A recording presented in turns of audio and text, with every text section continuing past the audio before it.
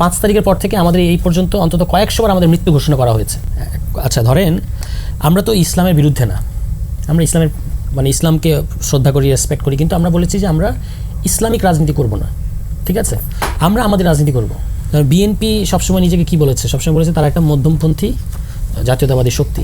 তারা তো জামায়াত ইসলামের সাথে 23 বছর, এখন আমরা 23 ঘন্টাও হয়নি এখনো পর্যন্ত এটার যে রিয়াকশন, বিএনপি 23 বছর থেকেও যদি তার, কিন্তু বিএনপিকে কিন্তু এই সমালোচনা শুনতে হয়েছে যে স্বাধীনতা বিরোধী একটি শক্তির সাথে কিভাবে সেই সমালোচনার ব্যাপারে, হ্যাঁ এই সমালোচনা ছিল, এবং তাদের এই বিষয়ে, এই স্পেসিফিক বিষয়ে যে অবস্থান, এটা তো আমরা সাবস্ক্রাইব করিনি, এবং এই বিষয়ে তারাও এখন তো আর প্রকাশ্যে এটা বলেন না যে বাংলাদেশের স্বাধীনতা হয় নাই কিংবা বাংলাদেশের মুক্তিযুদ্ধ ভুয়া, এই কথা কি তারা প্রকাশ্যে বলে?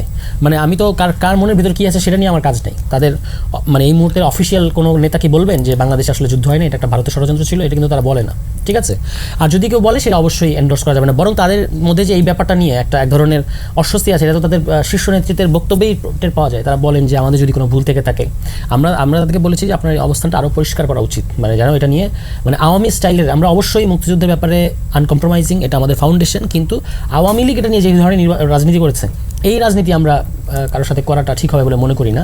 এটা নিয়ে এক ধরনের চেতনা কেন্দ্রিক রাজনীতি না করাটাই ভালো হবে। এবং তারা এই মুহূর্তে তাদের পজিশনটাকে, এই মুহূর্তে কি তারা বাংলাদেশকে ওন করছে, এটা হচ্ছে গুরুত্বপূর্ণ প্রশ্ন। যে যদি তারা এই মুহূর্তে বাংলাদেশ বিরোধী কোনো অবস্থান না থাকে, বাংলাদেশ অস্তিত্বকে যদি তারা স্বীকার করে, তাহলে তাদের অতীতের ভুলের জন্য, অতীতের কৃতকর্মের জন্য তাদেরকে অ্যাকাউন্টেবল করা, তাদেরকে কাঠগড়ায় দাঁড় করানো, এটা যেমন ঠিক, তেমন এটা নিয়ে সবসময় তাদেরকে ভিলিফাই করা এটাও ঠিক হবে। প্রথমত আমাদের দলের বিষয়টা বলি, তো দলের বাইরের দুটো মন্তব্য, অনেক ধরনের মন্তব্য থাকবে। আপনি যখন সিদ্ধান্ত নেবেন তখন তো বিভিন্ন ধরনের মন্তব্য থাকবে, সব সিদ্ধান্ত সবার মনোপুত হবে না এবং সবাইকে শতভাগ সন্তুষ্ট করাও সম্ভব না। কিন্তু আমাদের দল যখন, যারাই দল করে, প্রত্যেকটা আপনি একটা সিদ্ধান্ত কোথায় নিচ্ছেন একটা ফোরাম আছে, তো আমাদের যেটা সর্বোচ্চ ফোরাম ইসি, এক্সিকিউটিভ কমিটি, সেখানে বসে অধিকাংশ ইসি সদস্যের মতামতের ভিত্তিতে আমরা একটা সিদ্ধান্তে এসেছি। এখন সেটা দলের বাইরে আমাদের যারা সমালোচক, আমাদের যারা শুভাকাঙ্ক্ষী, আমাদের যারা ভালো চায় কিংবা আমাদের যারা সমালোচনা করে, তাদের কাছে বিভিন্ন ধরনের মনে হবে, কোনোটাকে ছোটো করে দেখার সুযোগ নেই বা দরকার নেই, সবাই তার মতামত দেবে, আমরা সেখান থেকে কোনো কিছু শেখার থাকলে শিখব। আমাদের এটা কেন করতে হয়েছে, কোন প্রেক্ষাপটে এই জোটে আমরা গেছি, জোট বা সমঝোতা বললে আরও ভালো হবে, নির্বাচনী সমঝোতা, সেটা আমাদের আজকের অফিসিয়াল ব্রিফিংয়ে কিন্তু কথাটা এসেছে, বলা হয়েছে যে এখনকার যে পরিস্থিতি এবং যে পোলারাইজেশনটা হচ্ছে, সব কিছু মিলিয়ে আমাদের কাছে মনে হয়েছে যে আমাদের একটা নির্বাচনী সমঝোতা করা দরকার। এবং আপনি দেখতে পাচ্ছেন যে এবার আসলে কেউই কিন্তু একক নির্বাচনের কথা বলেছি, আমরা বলেছি যে আমরা 300 আসনের প্রার্থী তৈরি করব, এবং মোটামুটি আমাদের নিজস্ব প্রার্থী কিন্তু মনোনয়ন ফর্ম নিয়েছেন। কিন্তু এটাও আমরা বলেছি যে বৃহত্তর স্বার্থে বা আমাদের যদি কারোর সাথে কোনো সমঝোতা যেতে হয়, সেটাও আমরা করবো। আমরা আলোচনা চালিয়েছি অনেক দলের সাথে, শেষ পর্যন্ত এই যে জোটটা আগেই থেকেই ছিল, তাদের সাথে আটদলীয় জোট, তাদের সাথে আমাদের মতাদর্শিক বেশ কিছু পার্থক্য আছে এবং সেটা থাকবেই। কিন্তু ইলেকটোরাল জোটে আপনার এরকম বিভিন্ন মতাদর্শের দল কিন্তু এক প্ল্যাটফর্মে আসে, এটা বাংলাদেশেও উপমহাদেশেও এরকম অনেক উদাহরণ আছে, আমাদের দেশের মধ্যেও আছে। তো সেইখান থেকে আমরা এটাকে পোস্ট ইলেকটোরাল কোনো জোট হিসেবে আপাতত এটাকে বলছি না, এটা ইলেকশন পর্যন্ত আমাদের একটা একসাথে ইলেকশন করা, যাতে করে যেহেতু ইলেকশনের সময় সবসময় 2 মার্কার মধ্যে একটা মেরুকরণ চলে আসে, তো এটাকে যেন 2 মার্কায় আনা যায়। আদারওয়াইজ আমরা যদি আলাদা ইলেকশন করতাম সেটা 3টা মার্কা চলে আসতো। হ্যাঁ, ফলে সেই সব দিক থেকে এই সিদ্ধান্তটা নেওয়া হয়েছে।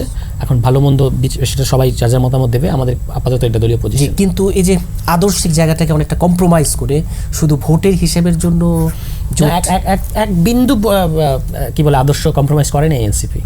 আরেকটু ছোট মন্তব্য জেনে আমি অন্য আলোচকের কাছে যাবো, যে আপনি বলছিলেন যে 23 ঘন্টাও হয়নি, কত আলোচনা এতে এনসিপি কিছুটা বিব্রত কিনা? না, এটা ইন্টারেস্টিং, কারণ এটা নিয়ে এত আলোচনা হচ্ছে, এটা খুব ভালো। আমরা এখান থেকে আলোচনাগুলো খেয়াল করার চেষ্টা করছি। এনসিপি নিয়ে একটা হচ্ছে যে এনসিপির সত্যি এক ধরনের শুভাকাঙ্ক্ষী আছেন, যারা চান যে তাদের মতো করে তারা যেভাবে ডেফিনেটলি সেটার ব্যাপারে আমরা সবসময় শ্রদ্ধাশীল ছিলাম, ভবিষ্যতে থাকবো। আরেকটা আছে যে 5 তারিখের পর থেকে আমাদের এই পর্যন্ত অন্তত কয়েকশোবার আমাদের মৃত্যু ঘোষণা করা হয়েছে, যে এনসিপির মৃত্যু ঘটেছে, এনসিপির এইটা এক ধরনের একটা প্যাটার্ন আছে। এই প্যাটার্নটার সবচেয়ে বড় ভুক্তভোগী কিন্তু বিএনপি। আপনি গত 15 বছর বিএনপিকে অন্তত 15,000 বার এটা বলা হয়েছে, এই দেশের বিভিন্ন বিদ্যুৎ সমাজ এবং অন্যান্য যে স্টেক হোল্ডার, তারা বলেছেন যে বিএনপি দলটা শেষ, এর অস্তিত্ব নাই হয়ে যাবে, বিলীন হয়ে যাবে। তা কি হয়েছে? হয় না। আপনি যদি আপনার রাজনীতি করেন, শক্তিশালী সংগঠন গড়ে তোলেন, তাহলে আসলে এটা হয় না। এবং আমরা তো বিএনপি যেমন তার রাজনীতি ছাড়ে নেই, কখনোই ছাড়ে নেই, তারা জোট করেছে এবং সেটা রাজনৈতিক জোট ছিল লম্বা সময় ধরে, তার ক্যাবিনেট শেয়ার করেছে, তবু তো বিএনপি কখনো তাদের অনেক মতামত, এবং তখন আপনি দেখেছেন জামায়াতের অনেক নেতার সম্পর্কে তাদের অনেক পজিটিভ মন্তব্য ছিল বিএনপির শীর্ষ পর্যায় থেকে। তো সেইখান থেকে কিন্তু মানে বিএনপি বলে না আজকে পর্যন্ত যে এটা আমাদের ওই সময় পজিশনটা ভুল ছিল। তারা এখন জামায়াতের বিরোধিতা করে, সেটা ঠিক আছে। আমরাও তো জামায়াতের সমালোচনা আমরা করি নাই, আমরাও করেছি, ভবিষ্যতে প্রয়োজন হলে করব।